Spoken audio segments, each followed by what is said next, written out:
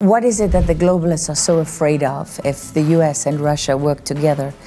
What is so threatening to them about that? So when they see Russia with traditional values, US with traditional values working together, it undermines the whole concept of world full of immigration, full of control of, different values that are not traditional values. And also, I think it's very important for the European and UK elites to have the enemy.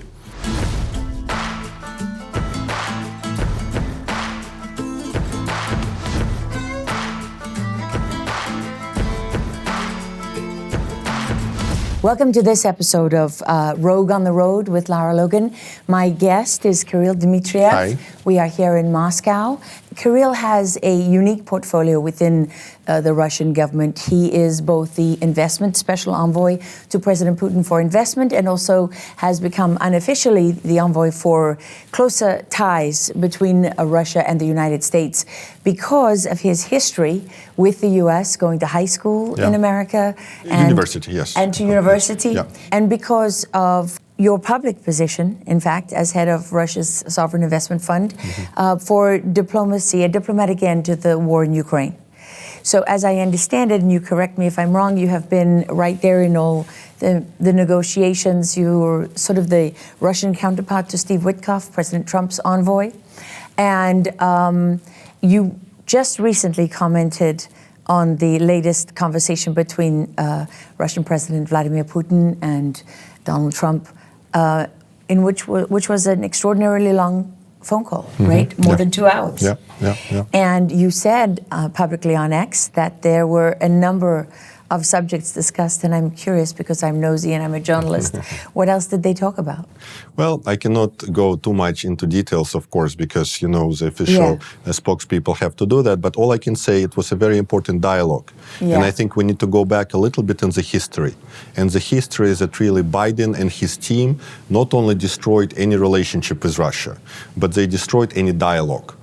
So literally, there were no discussion with Biden team on anything. And when there is no dialogue, it creates misperceptions, misunderstandings. And when two of the greatest nuclear powers in the world don't talk, this is a huge danger to the world.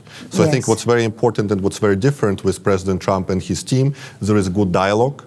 With Stephen Witkoff, there is a great desire to understand what Russian position is, to really understand the logic. Because only by understanding the logic, you can either follow it or maybe modify it or suggest something. So I think that was important, and very important that in Alaska, in many discussions President Putin had with Stephen Witkoff, he's very clear on the Russian interests, on the Russian logic, on the Russian position. And basically, he confirms that he wants to have a peaceful resolution in Ukraine. He also wants to make sure that Russian security interests are taken into consideration. The Bible says whether you eat or drink, do it all to the glory of God. But have you ever thought, how is your cup of coffee glorifying God? When you drink ETP coffee, every sip tells a story of hope. 100% of the proceeds go directly to equipping the persecuted, a ministry rescuing, feeding, and protecting Christians suffering brutal persecution in Nigeria. These are men, women, and children who have lost everything because of their faith in Christ. But through your morning coffee, you can help save lives. ETP coffee doesn't just taste great, it does great. Visit etpcoffee.com and make your cup count for eternity. ETP Coffee. Glorify God with every sip. So you refer to the Biden administration. Did they absolutely cut off all dialogue? Was there no interaction at all?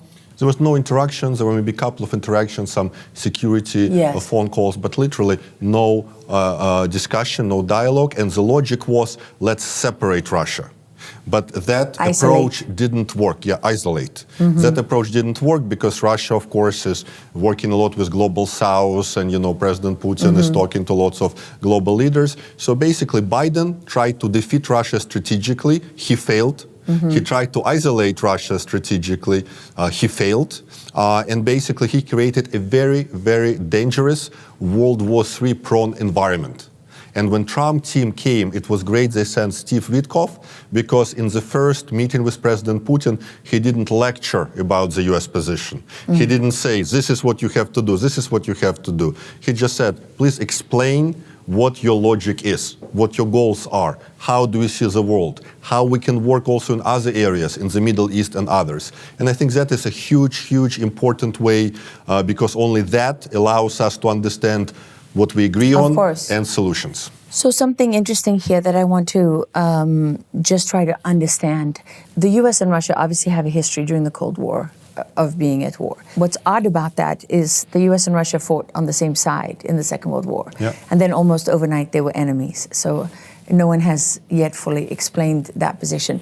But then when 9/11 happened and the US was attacked, Vladimir Putin, against the advice of his intelligence and defense chiefs, allowed the US access to Russian territory in order to prosecute the war in Afghanistan. Yep. And so there's a pragmatic side to Putin, and when you look at where the US and Russia stand today, although there's competition with BRICS, and other financial systems, and obviously Russia has been subject to sanctions, heavy sanctions, and they've figured out ways around the sanctions, and they're allied closely with the Chinese, who America regards as a significant adversary at this point.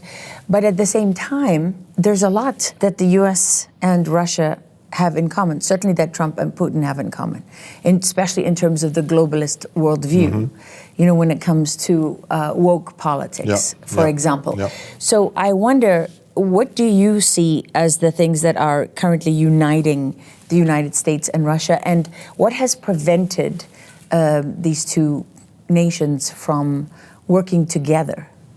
Yeah, Laura, great question. And I think I'll go a little bit through the history of the relationship and where we are right now. And really, I think we have much more in common than people think. So first of all, you started at the right place, World War II, allies, and Russia recognizes that without working with the US, it would be much more difficult for Soviet Union to, jointly with the US and allies win in the war. And this Elba River meeting is very historic, where Russian and American soldiers for the first time came together. There are lots of pictures from that time. Then you have Cold War, but even during Cold War, you have lots of cooperation. You have us going to Apollo mission to space together. Yes. You have Khrushchev and Kennedy. We just released, by the way, to Anna Lula, the congresswoman in the US, the Kennedy files. And basically there were lots of positive things happening. Yes, there was a Cuban Missile Crisis, but there was really also an understanding that Russia and the US can do lots of things together. And at the worst part of Cold War, we never had the idiocy of Biden administration.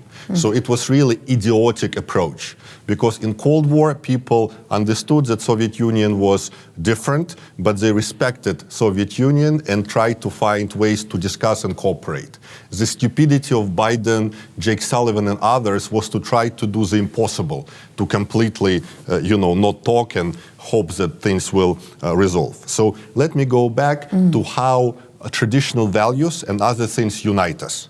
Because President Putin has started talking about focus on traditional values, not this year, not 5 years ago, but when he really became president. So for more than 20 years ago, he's been focused on really making sure that, it's not a woke world, it's a world where there is a man and a woman, a focus on the family, on Christian values. And I think that is very, very important. And he was calling out the fakeness of the woke narrative for a long time. And by the way, just like President Trump. Just as President Trump. And by the way, I reposted one of your posts where you had this woke vocabulary. Yes. What people say and what they really mean. Yeah. So I think the honesty and be straightforward, not political correctness, but calling things the way they are is important. I would give another, I think, very poignant example of Charlie Kirk. So Charlie Kirk really resonated with the Russian people. And when this horrible tragedy happened, not only President Putin gave condolences, but Russian Church actually did an article recognizing Charlie Kirk's contributions to Christianity. So they see him not only as somebody who is an advocate of family, not only advocate on campuses, but really as a religious sort of thinker, a contemporary religious thinker. But that's interesting because, of course, under Marxism, there is no room for religion. I mean, Karl Marx was an nihilist when it came to God. Yeah, but Russia is actually quite a religious country. Yes. So if you go, and I hope you can go to our Orthodox churches, etc., it's a very religious country and very much focused on values. So in reality, we view the world very similarly, where we see, for example, immigration in Europe and what Biden tried to do in the US as crazy. You know, I actually have a theory about this. I believe that Biden wanted Democrats to stay in power forever. So what he did, he figured out immigrants, criminals, and transgender, they vote Democrats. So then he increased the number of criminals, he increased the number of immigrants, and there was a huge transgender spike, which is, by the way, now coming down. Yes. It turned to normalcy during his era. Turned to reality. All of that was to stay in power. All of those things that Russia is tough on and Europe is not tough on. So I think another thing we see is, for example, Europe with allowing illegal immigration, with allowing lots of woke policy. J.D. Vance said it's basically a suicide of European civilization. Yes. And we also see it very similarly. So to summarize, I think we all care about our families. We all care about education of our children. We all care about having good economy, good growth, and we are much more similar. And what happened during Biden administration, and actually started with Obama, Russiagate, is that Russiagate tried to vilify President Trump, tried to vilify Russia. And from that time, Russia became like really bad in the people's minds in the US. But more and more conservatives understand that those were fake, not true narratives. So it was a little bit frustrating for people like me in the Russia narrative, because I knew from the beginning that it was a complete and utter lie.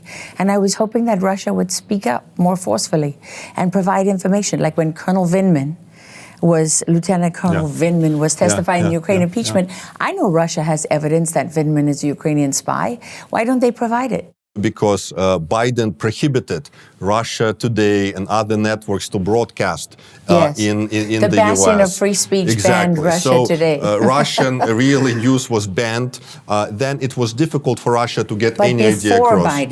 Before Biden, during the first Trump administration, when they began with the whole false narrative. Yeah, the reality is that Russia is not as focused, for example, as Ukraine is and some other countries are on the PR. And the internal logic is we know we are right. So if we are right, sooner or later this will come out. That's sort of unfortunately the philosophical Russian belief. But it crippled Trump for 4 years.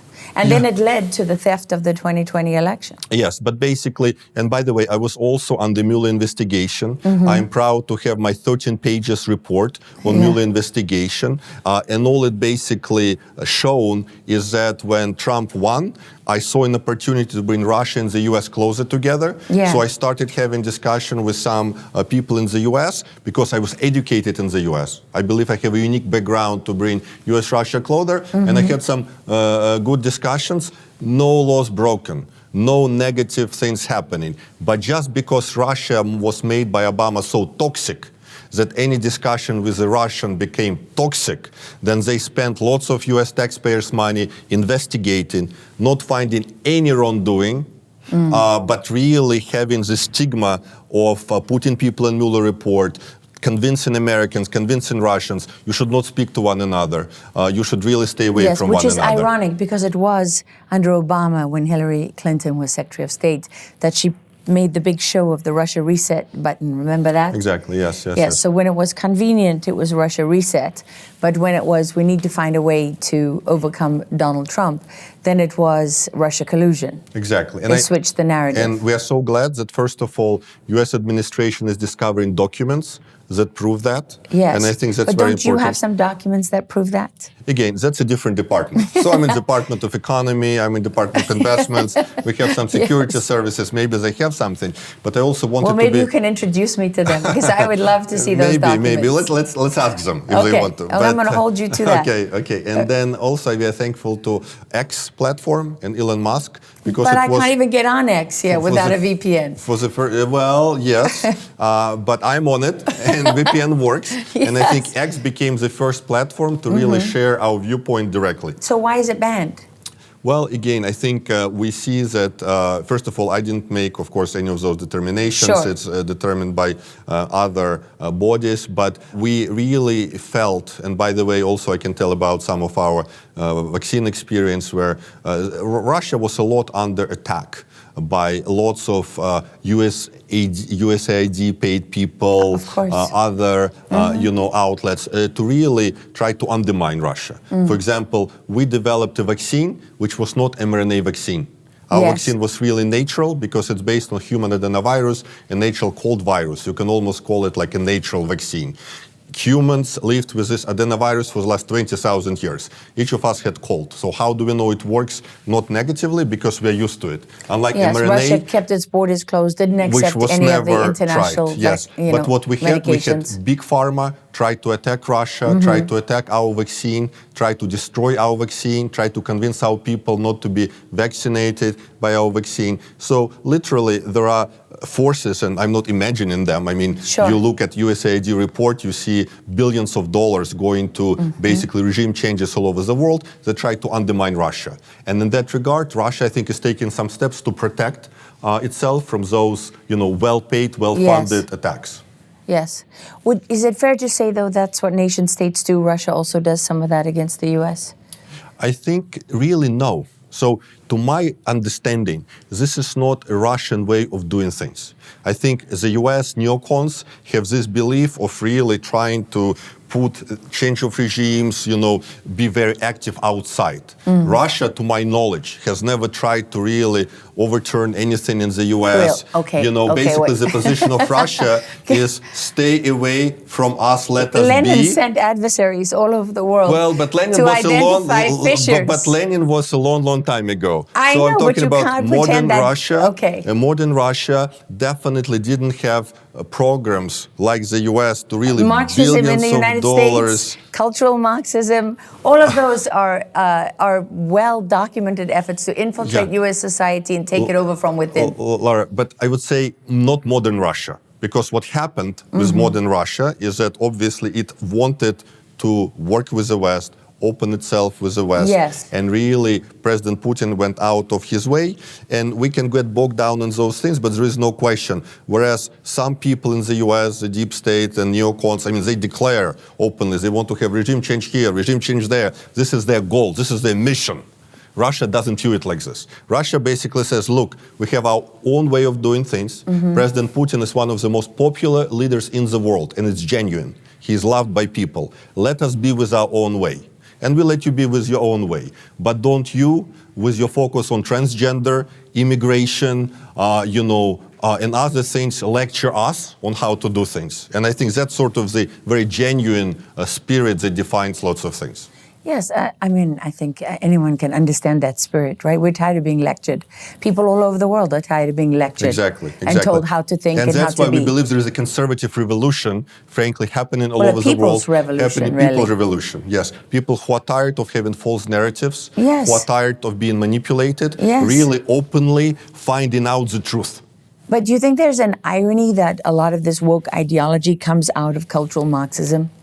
Well, again, I don't frankly go that deeply because you can all tie it, and Marxism came from Europe, and by the way, Marx didn't like Russia so much. Well, Marx was hired by Henry Rothschild to create a system of social control and paid by the British. But, okay, going back to British, British, I believe, are incredibly aggressive to instill different things worldwide. They're suffering from lots of immigration, from digital ID they now try to implement, which is really a way to control people. And I think it's insanity. It is insanity. Prime Minister Starmer is the least popular prime minister in the history of Great Britain. I had to mention on Twitter that his great speech when President Trump called him in Egypt and pretended to give him a word and then said, no, go back, and he didn't even get to speak. So I think you have really the issue with Britain, some European countries, and by the way, we love, European people and British people, but they've been taken over by aggressive politicians who really try to control their societies and who try to hide the problems of those societies, but by making Russia a victim, and who work a lot by basically not a victim, but making Russia bad, and working a lot to really undermine any discussion we may have with the US. That is a big fear for many of the forces in UK and the liberal forces in Europe, that Russia and US would actually have a good dialogue. So what is it that the globalists are so afraid of if the US and Russia work together? What is so threatening to them about that? I think President Trump really came in as a rescuer of Western civilization as we know it. If Kamala Harris, and by the way, President Zelensky campaigned for Kamala Harris, and let's not forget about that. And he also, of course, was one of the reasons for first impeachment of President Trump. But Yes. President Trump team came and basically rescued Western civilization from being overtaken by immigration, etc. And I think some of the globalists, when they see Russia with traditional values, US with traditional values, working together, it undermines the whole concept of world full of immigration, full of control of different values that are not traditional values. And also, I think it's very important for the European and UK elites to have the enemy. The enemy unifies. The enemy explains why do we have so many immigration and grooming gangs in UK.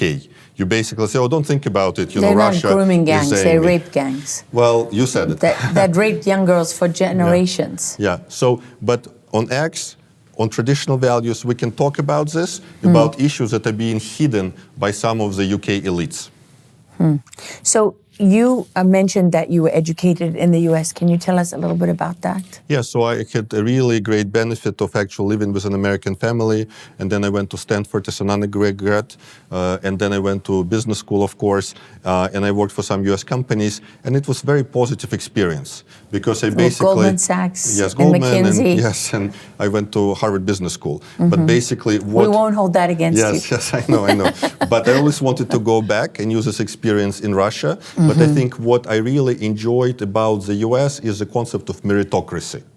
Because we had lots of people from different backgrounds, but the concept that meritocracy is driving your success. You need to work hard and be successful. I think that it was very, Anyone, no matter who you're born to, where you're born, or where you come from, that if you work hard and you have talent, that your children can have a better life than Exactly. you had. Yeah, the American hope. dream and working very Yes. hard, which, by the way, was dissipating under Obama and Biden.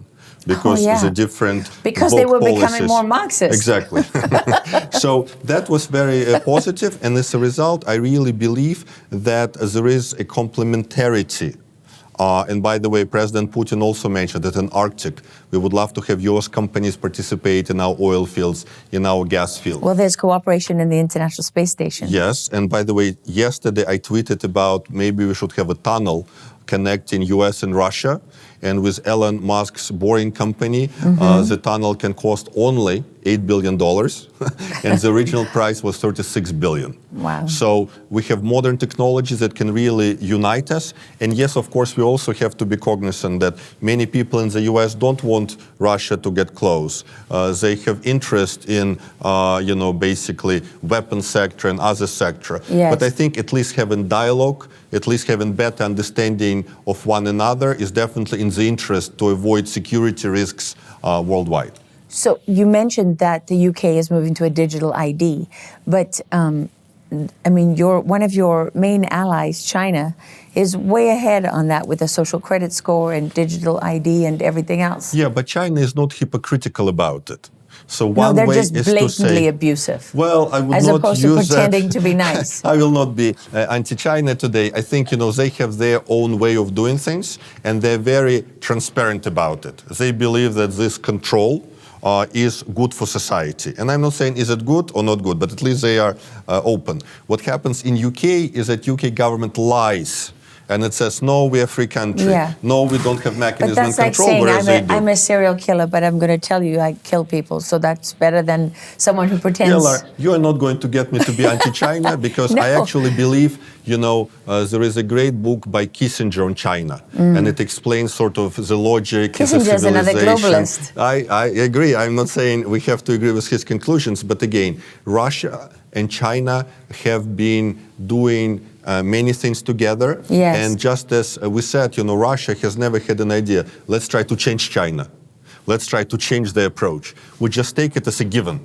You know, their civilization, they're doing things in a certain way, and, you know, if you look at the economic growth, it worked for them. It's just a fact. When I was studying at Stanford, Professor McKinnon, I still remember his name, he was lecturing on how China transitioned from being socialist into this morph of being socialist and somewhat capitalist. So we just look at them, this is the way they do things, and frankly, we believe that Russia is open to cooperate with any country that respects Russia as a sovereign nation, as a nation that wants its people to be educated and its economy to be successful. But do you have any concerns about what China's global strategic vision is? Because it seems at a certain point, Russia and China depart, especially in terms of, I mean, China is very much funding a lot of the woke ideology that's spreading all over the world. Well, again, I would say I'm not aware of this. I would just say that, again, Russia is, you know, don't judge and you will not be judged. That's kind of the thinking. So I think we have to be realistic. Why are we not happy about some of the wokeness in Europe and in UK? Because they try to interfere into Russian affairs. They try to undermine our government. They try to jeopardize our relationship with the US, etc. So they're attacking, and we are basically not letting it happen. And with China, we have so far not experienced any attacks on our values, any attempts to undermine our system. So far, China has a long view, thousands of years. But see, that's a good thing that we can agree on some things and disagree on some things. So maybe we disagree on China, but we agree on traditional values. We agree on President Trump being the savior of the Western civilization. We agree on people need to be honest, and lots of mainstream media really hides stories they don't like, you know, and portrays things in a certain way. And we just have to be realistic about things we agree on. And I think there are many more things we agree on with the conservative part of the US and Europe than we disagree on. So what's your view on the peace agreement in the Middle East with Palestinian and Israel? Yeah, I think, by the way, Stephen Witkoff, Jared Kushner, Marco Rubio, President Trump team did something nobody believed they would do. And I think that, and we will have to see how long this holds. But the fact that, you know, you had hostages come back, the fact that Hamas seems to be holding on to this agreement is really a historic accomplishment. And it was done, you know, many people believe by lots of pressuring, but in reality it was done by listening to understanding concerns of each party. And by the way, Jared Kushner was one of the people who started this even in 2017-18, when he started working on Abraham Accords, when he started to get this idea of how do we get Israel work better with Arab nations, and nobody believed he would be able to do it. People would totally think it doesn't work, but they proved the result. So I think President Putin, by the way, yesterday he, you know, basically expressed his, I would say, a very positive view of Gaza peace plans that President Trump has done. So once again, we believe it's a huge accomplishment by Trump team. So it's interesting you talk about implementation, because one of the things that Trump did here that was unique is he put a Muslim face on the deal by giving it over to Erdogan of Turkey, and also by holding the meetings in Egypt with al-Sisi, the Egyptian president. And so now really implementation in the day-to-day sense falls within the Arab world. Well, I think they brought in Arab world together. And by the way, Arab world has grown significantly, and we are big friends with the Arab world. We believe that, for example, if you look at UAE, if you look at Saudi Arabia, if you look at Qatar, they've been able to really advance tremendously. And we have to appreciate the transformations they went through, what they were able to accomplish. So the fact that Trump administration has worked very well with them, with Egypt, with Turkey, is a great accomplishment and great diplomacy. So what do you think will happen in Europe with the Arab world? Because you say you have improved relations, but you don't have mass Islamic immigration into Russia, and I assume that's not likely to happen. Yeah, well, this is why actually President Putin, and it's on record, he warned, Chancellor of Germany, Merkel, at that time. He said, you have to really watch out for immigration because this is not sustainable. And I think what's been happening is really a disaster, and politicians are so afraid to acknowledge their mistakes in Europe. This is a big, big problem. Rather than like Orban, Orban, I think, is a voice of reason of Europe. And he says, look, what are we doing? We have to really close our borders, but politicians are afraid to acknowledge mistakes. And those mistakes accumulate. And they accumulate. They rejected Russian energy supplies. Now they have deindustrialization, where lots of industrial companies are leaving Europe because energy is too expensive. They don't acknowledge this mistake either. So the mistakes on immigration, economic, energy policy accumulate. You have 4% growth of Russian economy last year versus less than 1% of European Union growth last year. And we believe Europe, and by the way, that's also a view of many funds, many investors all over the world, is really an economic disaster that will sort of evolve in the next 5-7 years in the worst possible way, unless they acknowledge their mistakes and try to correct them very quickly. Do you think Europe will become completely Muslim? I think this is where they are going. Did you see the comments of the EU foreign minister who said that even if the war in Ukraine ends, that they need to protect themselves against Russia, regardless that it doesn't end the threat and the danger of Russia to Europe? Yeah, I think, you have lots of interest of people. And by the way, there is a great story of Boris Johnson, who is a former UK Prime Minister, who is well known for basically saying, no, Ukraine, don't accept the Russian peace deal before, because Russia offered neutrality of Ukraine and peace, keep on fighting. And just 2 weeks ago, Guardian discovered he received £1 million payment from actually a military contractor in UK who was producing drones, and who is his friend. So there are lots of people who are saying they want war because they basically have ties with military contractors. It's billions of dollars and economic interest, etc. But then there are also lots of people who are genuinely misinformed, who don't understand the real interest of Russia. And Russia just basically didn't want NATO to come too close to its borders because it's an existential concern for Russia. Well, and also NATO agreed that it would not come to Russia's borders originally. And when President Putin applied to ask to be admitted as a member of NATO, he was rebuffed. Exactly. And imagine, I bet you 99.999% of Americans don't know that President Putin offered to join NATO. Twice. Even I didn't know about twice. So, there is lots of facts about Russia which shows it was very open to the Western world.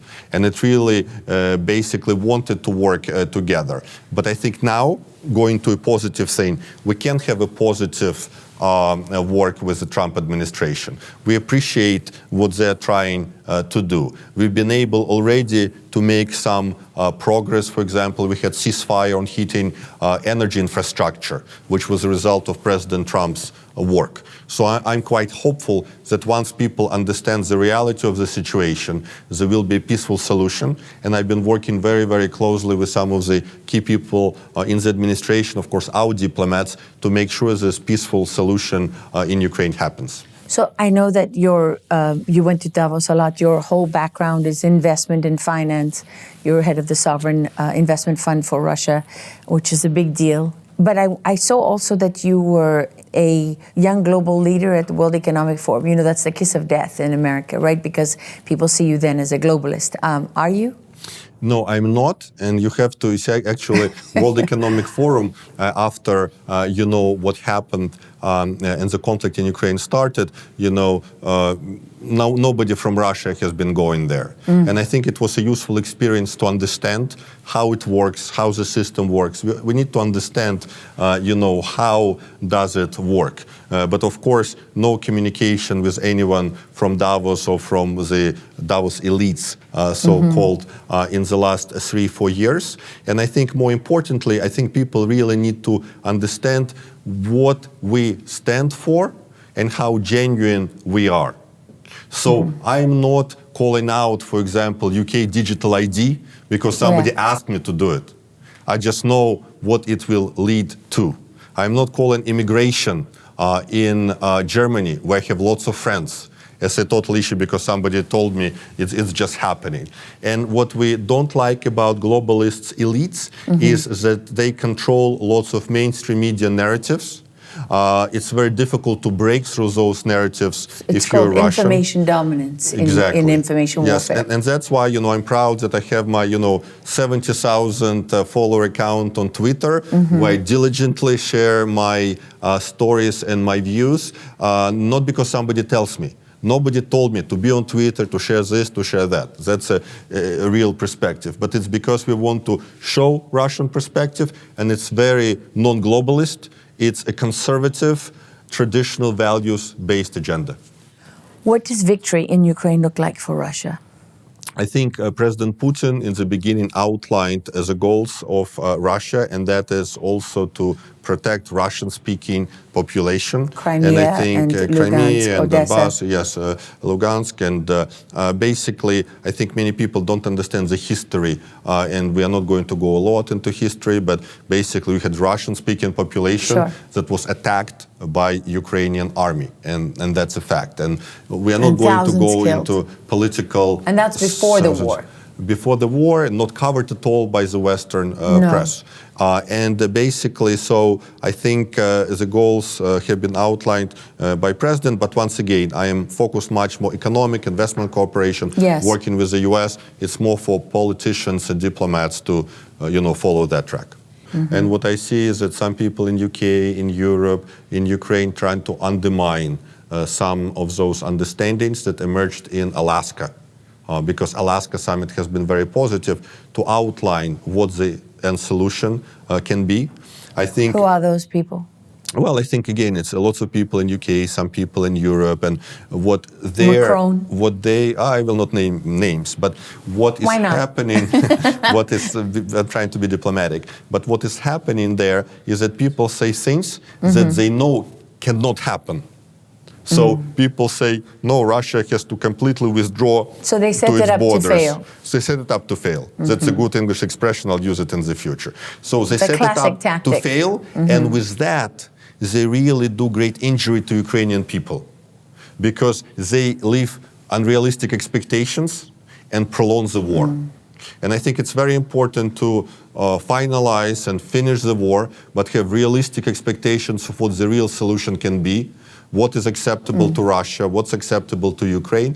I think Ukraine is also moving to more realistic territory. So I think if no intervention from UK, which again blocked the previous peace agreement, Boris Johnson did it, maybe more than £4 million, but at least we know about £1 million, then the deal would emerge.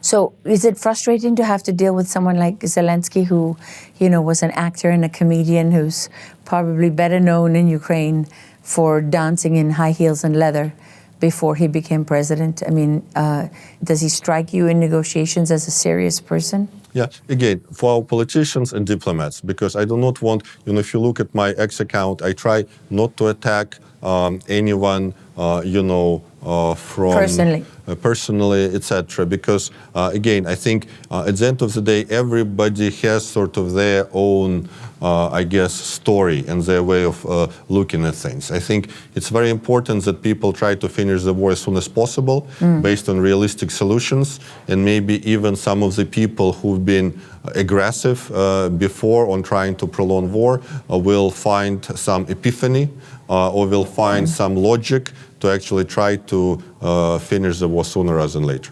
How many Russians have died in this war?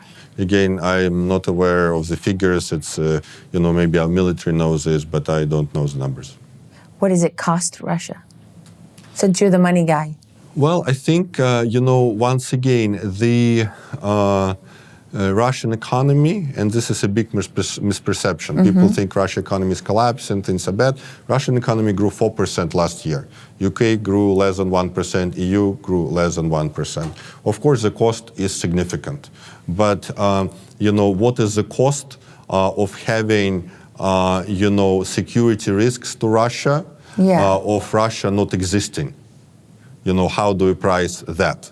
So I'm not going to go into specific numbers, but all I can say is that the rumors of a Russian economy being in bad shape is what something that Biden and Jake Sullivan propagated, and those were fake rumors. I mean, for the last, 6 years, they've been saying Russian economy is going to be difficult and is going to collapse, and it has not. It really defied expectations. So I think Russian economy has been resilient, and the exact costs of the war, I don't know, need to be compared to the strategic. Even an average cost, what is it? Because I've seen astronomical numbers out there, and I would like it to be accurate, for people who are looking up the war, trying to understand the truth, just some sense of what it costs a day or a week or a year. Yeah. No, we don't do those estimates. I think the figures you see, there's lots of numbers people specifically throw out to project certain viewpoint. I think it's just different estimates would be very different. You would be surprised, for example, that let's not go there. Okay, I'll let you off. Thank you, Lara. Because you are the money guy. Thank you very much. So you should know the money answers. And do okay, things. I just have one more question. I know you were instrumental in helping to negotiate the release of an American prisoner, Michael Fogel. Yes, from Russian custody. And I wonder, are there other Americans in Russian custody, and are you working on trying to get any of them released? Well, first of all, Steve Witkoff and I and some people from, services in the U.S. and in Russia have worked on several exchanges. And also Karelina, she was a lady who was released from a Russian prison and exchanged. And there are some ideas of some other broad exchanges that may happen, maybe not so much on the high-profile cases, but on ordinary cases. And I think there are some discussions. But also I think it's very important that, for example, we've been working quite a bit on a project, and our children representative has been working to reunify Ukrainian and Russian children that have been separated from their families. This has been a big topic and recently. Melania Trump has played really, the First Lady, really great role, a very positive role, a very balanced role, and achieved results very quickly, with 8 kids reunified with their families, including one Russian girl from Ukraine. I think there are some, and our children representative knows about cases, but definitely much fewer than, again, some of the people are trying to portray. Yes, much fewer. And how do we know? Again, I'll let you do the numbers, but the actual number of cases she received officially from Ukraine is basically like 100 times less than what is reported by some of the news outlets. And she's going case by case for each of the individuals. But I will let her speak about it. I think here it's important that we are working lots of humanitarian issues.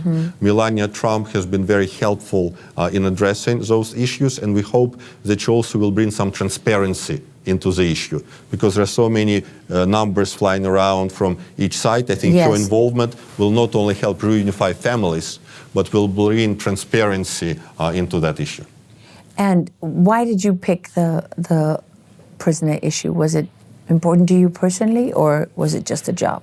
No, I think it was also, there was some request from Americans, and I think, Mark Fogel is a, very, he's been in prison for a long time for basically something that, anyway, I don't want to go into details of each case. But you were very instrumental in helping to make that happen. We worked before on Mike Calvi, because Mike Calvi was also a U.S. investor, a very prominent investor with a good reputation, who also had some issues, and then we worked to make sure and even vouched for him for the court so that he is released. So I think, again, we try to do our humanitarian part, but it's mostly special services of Russia, special services of the U.S., our leaders who are sort of pushing in that direction, but where we can also be helpful, we feel good, because it's a good to be doing good humanitarian things. Okay, last question. What do you see as the greatest existential threat to Russia today? Well, I think I would just say, what is the greatest existential threat to the world? I think it's just escalation when people do not really understand the consequences of some of the military decisions that are being taken, and don't take into consideration that some accident can happen or some attack can trigger a certain kind of response. I think it's just really not prudent. You mean like And, the Tomahawk missiles? Well, I'm not going to go into details, but I think But you said military actions. But it's very important that I think we all need to be aware of the risks that military escalation causes. And I'm not a military guy, I'm a civilian guy, but I think it's just very easy for people step by step going somewhere to understand that they went a long way from where they started, and then they're very close to total annihilation of humanity. So we just need to keep that perspective in mind, and I think Trump administration is aware and is very balanced, hopefully, in its decisions.